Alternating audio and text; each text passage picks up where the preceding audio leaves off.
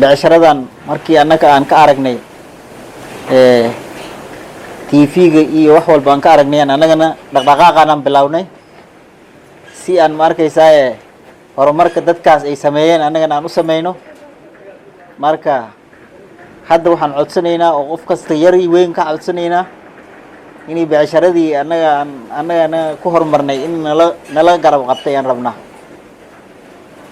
saas sababteedii aan markaysaa aan dheeskan iyo miiski is haystaan yaan u sameynay magarat qof kastaan u sheegaynaa in markaysaa codsigayna maqlo oo noo ajiibo yaan rabnaa hadda waxaad arkayseen miis iyo laba kursi aad arkayseen haddana wuxuu yahay hal kursi oo markaysaa ilaa 3 qof ku fadhiisan karta marka waxaad arkaysaan in markaysaa shay fiican oo laga faa'iideysan kar yahay waa inuusan markaysaa qof kasta oo markaysaa becsharo wato kii oo iskuul u rabo kii madraso u rabo kii markaysaa u raba markaysaa ganacsi kale u rabo oo ka faa'iideysan karo yaan markaysaa saas sababteedii waxaan leenahay codsigaynu wuxuu yahay walaalayaal soo dhawaada beec dhinac beec haddaan dhahno beec waxa weeye waa heshiis beec waa heshiis ku soo dhawaada salaala sidii markaysaa qofka oo dhagiisa uu yahay aan ugu sameeynina haddii meel fadhigiiba oo hal baa la gelinaynaa hal baa waan u gelinaynaa haddii fadhigii markaysaa oo laba baa rabano laba baa u gelinaynaa nooc alaala noocii markaas oo qofka naga dalbayaan sidaan ugu sameyn karnaa birta waxa weeye waxa meesha dhulka la dhigayo waxa ku jira rubber oo markaysaa oo shumac iyo waxbana aan ka duleelinayn oo speedkana aan ka jaraaxaynayn number telefonkeyga waxa weeye 0707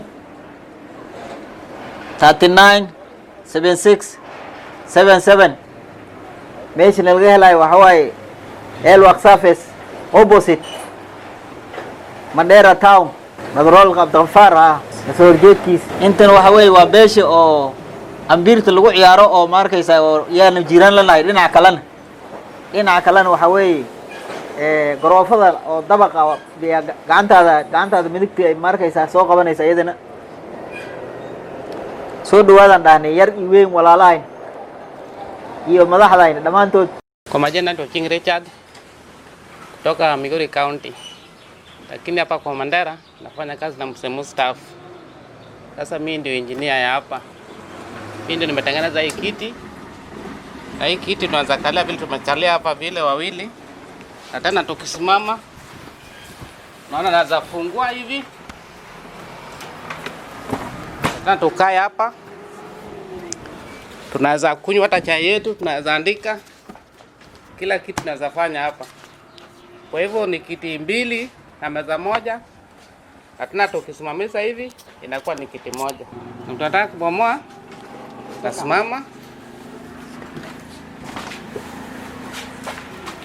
Tena nafunga pole pole. Tena tunarudi tunakalia kama kawaida. Hizi tunaweza tumia kama kwa ofisi, kwa madarasa, bali kama ya sherehe na aina mbalimbali.